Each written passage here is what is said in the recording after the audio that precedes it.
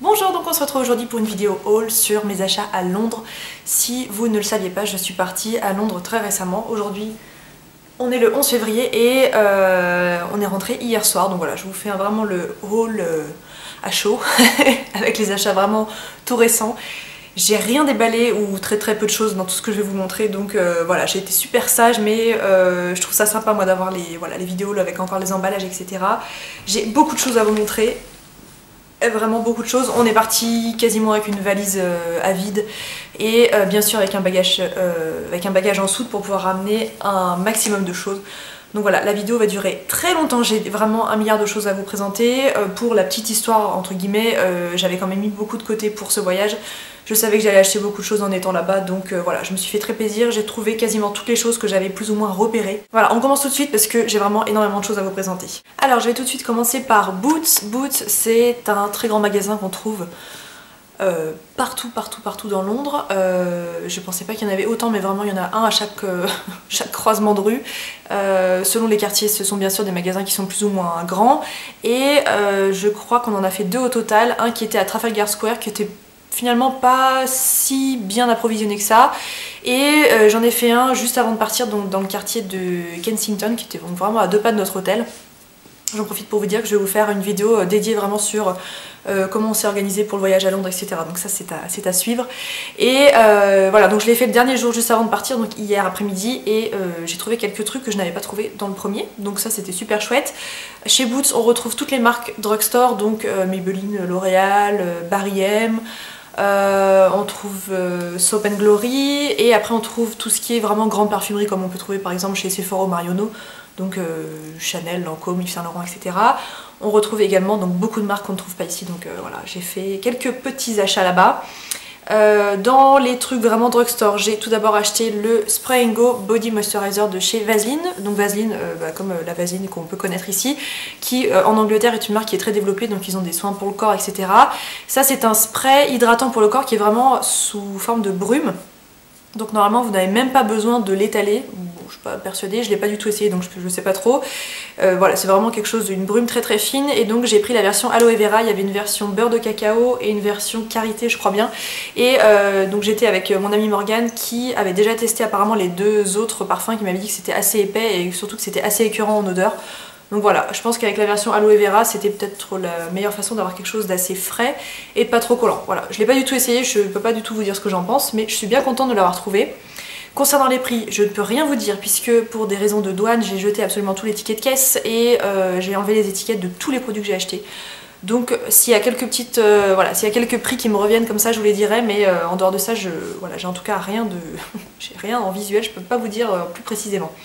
Ensuite, toujours côté drugstore, je suis passée chez Soap & Glory. Alors, une marque qui me tente beaucoup depuis très longtemps. J'ai déjà testé quelques produits que j'avais achetés sur le site V-Ink, et en me retrouvant devant, j'étais complètement perdue, et en fait j'ai pas acheté grand chose.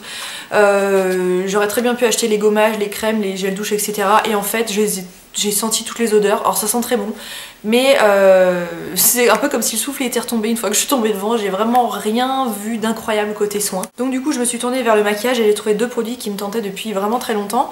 Tout d'abord la poudre compacte One Heck of a Blot, donc chez Soap & Glory. Une poudre compacte translucide, donc il n'y a qu'une seule teinte, une teinte universelle. J'en ai beaucoup entendu parler, notamment sur la chaîne de Essie Button. Voilà, je l'ai pas du tout essayé, en tout cas les présentations sont très bien faites, et puis j'ai trouvé que les packaging étaient bien pensés. Vous avez même des morceaux de mousse pour que la poudre ne se balade pas dans le carton. Je vais vous montrer très rapidement ce que ça donne. Voilà, il y a une houppette et c'est une poudre donc complètement translucide. Voilà, je porte assez peu de poudre compacte désormais, je suis davantage tournée vers des poudres libres. Mais voilà, j'avais bien envie de tester celle-ci, et donc les prix étaient vraiment pas hallucinants, et je crois même que j'ai eu une offre, j'arrive plus du tout à me souvenir, il y avait des trucs 2 pour 3. Voilà, comme ce que je vois sur les vidéos des anglaises. Voilà, chez Boots il y a vraiment beaucoup d'offres de ce genre là.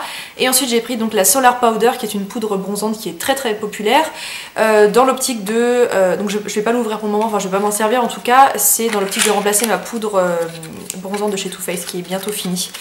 Et celle-ci je vous montre aussi, elle est dans un packaging un peu cartonné, et vous avez un S et un G qui sont vraiment avec des paillettes roses absolument horribles. En fait c'est juste une couche comme ça pour faire joli.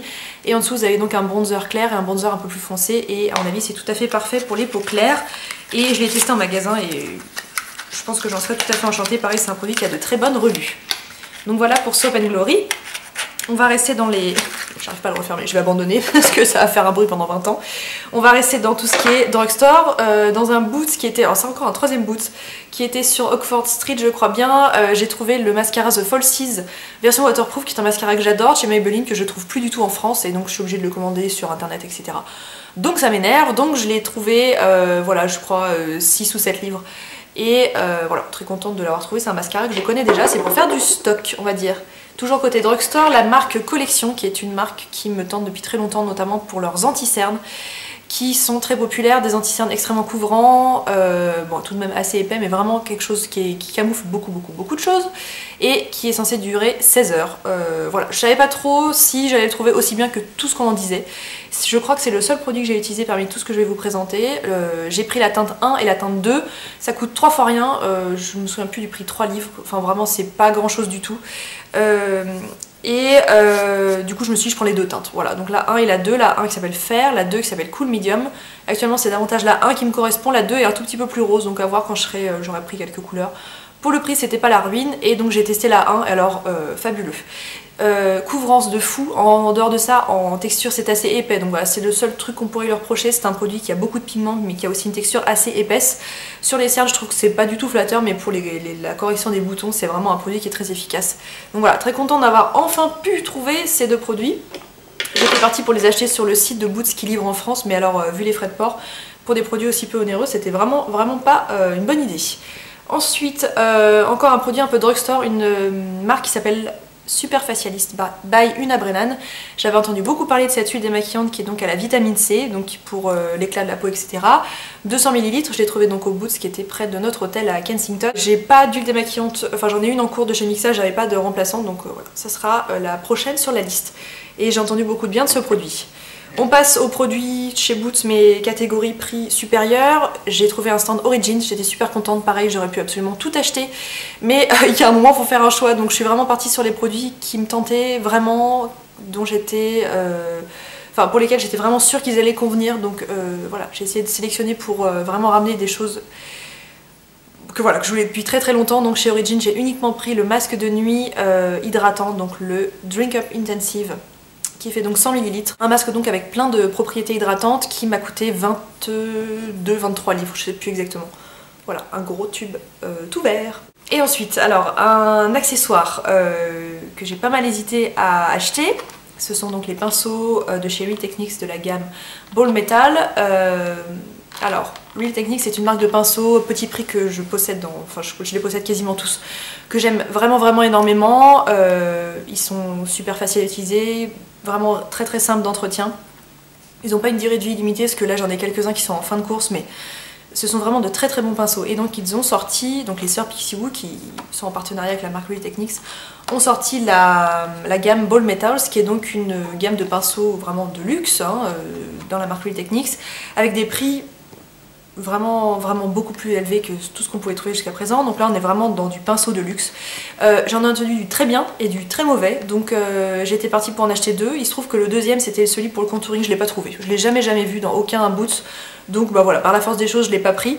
Et celui-ci c'est celui pour le blush, donc qui a un pinceau, qui a un manche pardon couleur or rose, avec un pinceau un tout petit peu arrondi et de petite taille, donc pour pouvoir épouser la forme des joues. Voilà, j'en ai entendu du bien et du mauvais, et j'avais trop envie de tester, donc je l'ai quand même pris. Et ça m'a coûté 20 et quelques livres. Voilà, c'est vraiment pas donné, mais j'avais vraiment envie de tester, donc je suis partie uniquement avec celui-ci. Ensuite, toujours chez Boots, j'avais pas du tout prévu d'acheter ça, c'est Morgane qui était en train de regarder le stand Philosophie, qui est une marque de soins et de parfums qui est d'origine américaine.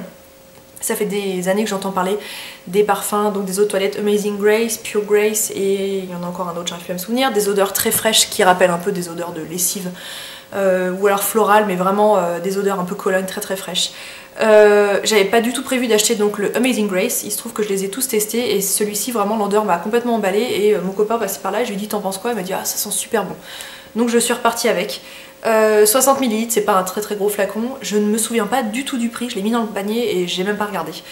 Et en plus je crois que j'ai payé en carte à ce moment là, donc vraiment je me vois même pas sortir la monnaie, je n'ai aucune idée de combien je l'ai payé. Je crois que c'est vraiment pas vraiment donné, mais je peux pas du tout vous dire. Donc voilà, une eau de toilette très fraîche, je suis très contente de rajouter ce produit à ma petite collection de parfums. Et ensuite, un produit que je suis enchantée d'avoir trouvé, presque je l'avais sorti de ma mémoire. En fait, je suis passée au stand Yves Saint Laurent et ça fait plusieurs fois que je vois des blogueuses, alors pas de blogueuses françaises mais de blogueuses anglaises ou américaines, parler d'une version or rose de la touche éclat d'Yves Saint Laurent qui est un produit un peu mythique que j'ai possédé, que j'ai jamais trop apprécié, mais alors la version en rose ça m'a carrément vendu du rêve. Et donc je suis passée au stand Yves Saint Laurent et j'ai demandé à la vendeuse, mais j'ai entendu parler d'une édition limitée or rose, est-ce que vous l'avez? Elle m'a dit oui je l'ai, et en plus elle est soldée à 16 livres. Voilà, que demander de plus. Donc elle m'a dit si vous l'aimez, prenez-en 2 tout de suite parce que c'est une édition limitée. Je lui ai dit oui, bon, je pense que je vais l'aimer, mais pour autant en partir pour 2 c'est peut-être pas nécessaire. Morgane qui avait pas du tout prévu de l'acheter, l'a prise aussi, donc voilà, maintenant on a toutes les deux dévalisé le stock de la vendeuse. Comment ça se présente? Le même packaging que la touche éclat classique, sauf que c'est donc un couleur métal un peu rosé. Et je vais pas vous le swatcher parce que je l'ai pas du tout ouvert, mais donc c'est une texture très fine avec des reflets donc or rose qui du coup a du mal à s'utiliser en tant qu'anti-cerne comme ce qu'on pouvait faire avec la touche éclat classique. Là c'est vraiment un côté enlumineur pour mettre donc sur le dessous des joues, l'arcade sourcilière, etc. Voilà, très contente d'avoir découvert cette édition limitée. Donc il n'y a pas de teinte, hein, c'est juste la touche éclat or rose et peut-être que je serai super triste le jour où je l'aurai fini puisque j'arriverai jamais à remettre la main dessus. Mais c'est comme ça, c'est tant pis. Voilà pour les achats chez Boots, je crois que j'ai fait le tour. Ensuite, des achats dans plein d'autres boutiques. La boutique Pixie que j'ai découverte donc à Carnaby Street, qui est un super chouette quartier. Pareil, un produit que j'avais totalement enlevé de mon esprit. Je savais qu'on pouvait trouver ce produit uniquement dans cette boutique-là. Je me suis dit que j'arriverais jamais à passer devant de toute façon pendant le voyage. Et on n'était clairement pas parti là-bas pour faire du shopping. Voilà, on a fait beaucoup de tourisme et il se trouve que quand on trouvait des boutiques, on rentrait dedans. Exception faite du lundi matin, donc lundi il y a 2 jours, où les mecs, donc mon copain et le copain de Morgane, sont partis faire des trucs entre eux, donc un footing à Hyde Park et puis la relève de la garde, donc ils ont fait quelques trucs ensemble et donc nous on est partis faire notre shopping à ce moment-là. En dehors de ça, je m'étais pas dit je voulais passer à la boutique Pixie de Carnaby Street, il se trouve qu'on y est passé, donc voilà, je suis rentrée dedans et j'ai acheté la lotion Glow Tonic. Ça fait très longtemps que j'entends parler de ce produit, je le trouve absolument pas sur internet, je l'ai jamais trouvé, ou alors peut-être sur eBay mais pour des prix complètement astronomiques. Donc c'est une lotion exfoliante, ça peut paraître un peu bizarre, en fait c'est une lotion avec des acides de fruits donc qui nettoie votre peau et un petit côté astringent qui débarrasse votre peau des cellules mortes et qui donc donne de l'éclat. C'est tout ce dont ma peau a besoin. Donc voilà, le prix 18 livres ou 16 livres de mémoire. Voilà, j'ai acheté uniquement ça et la vendeuse m'a dit mais vous n'avez même pas regardé la nouvelle collection, et j'ai dit non je voulais juste acheter ça. Donc voilà, ça c'est fait. Ensuite la boutique Victoria's Secret qui se trouve derrière Oxford Street dans une rue un petit peu à l'arrière. On y a passé un temps fou parce qu'en fait la boutique fait 3 étages. Moi j'avais envie de tout acheter, j'étais complètement déçue par le rez-de-chaussée où il y avait de la lingerie mais enfin des trucs complètement affriolants ou importables ou vraiment la lingerie des défilés Victoria's Secret, donc je me suis demandé ce que je foutais là, je me suis dit bon bah super. Les parfums, je suis passée rapidement, j'en ai senti 2-3, c'était des odeurs super vanillées, super sucrées, ça m'a pas du tout plu. On est monté à l'étage, on a vu donc la lingerie plus classique, qui ressemble davantage à ce que tout le monde porte, donc vous et moi. Donc là, j'ai fait un peu le tour. Donc j'en ai acheté de la lingerie, je vais pas vous la montrer parce que je pense qu'on n'est pas assez intime pour se montrer la lingerie entre nous.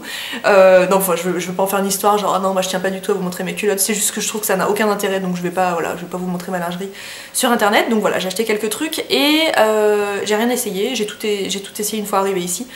Et tout me convient, donc voilà, ça c'était cool. Et d'ailleurs j'ai été conseillée par un vendeur, un homme, et c'était très rigolo parce qu'il me disait ah bah voilà cette culotte, oui très confortable, très mignonne, j'ai envie de dire mais vous avez essayé, enfin c'est...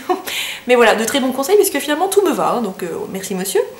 Et on est redescendu après au sous-sol où il y avait les fringues de sport, donc la gamme Pink, c'était très joli. Mais j'ai pas pris de vêtements parce que je trouvais que les prix étaient vraiment exagérés. Et donc là, lingerie, je vous la montre pas. Et au rayon parfum, en fait, je me suis adressée à une vendeuse et je lui ai dit est-ce que vous avez des parfums qui sentent juste frais, un tout petit peu fleuri, mais pas de vanille, pas de sucre, pas de trucs comme ça, pas entêtant. Elle m'a dit ah bah suivez-moi, et alors super sympa, elle m'en a fait tester 25 000. Elle m'avait assez bien cerné mes goûts puisque voilà, elle m'a pas du tout emmené vers les trucs qui sentaient vraiment très sucré. Et elle m'a amené vers le parfum qui s'appelle Angels Only. Voilà, et j'ai pris la version B puisque je pense pas que c'est un parfum que je porterai vraiment au quotidien. Qui a des notes donc de Apple Blossom. Apple Blossom, c'est...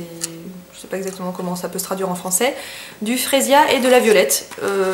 Voilà, c'est assez frais, c'est pas le parfum de ma vie, mais j'avais très envie de repartir avec un parfum de chez Victoria's Secret. Et je crois que ça m'a coûté, oui, j'ai enlevé l'étiquette, 15 livres ou 16 livres. Voilà, ça se présente en un petit roller comme ça, vous avez une bille. Et c'est peut-être quelque chose que je laisserais volontiers dans mon casier, au boulot, pour me rafraîchir un peu quand je sors du travail ou quelque chose comme ça. Ou dans le sac à main. Voilà, c'est pas l'achat du siècle, mais j'étais très contente de repartir avec mon petit parfum Victoria's Secret.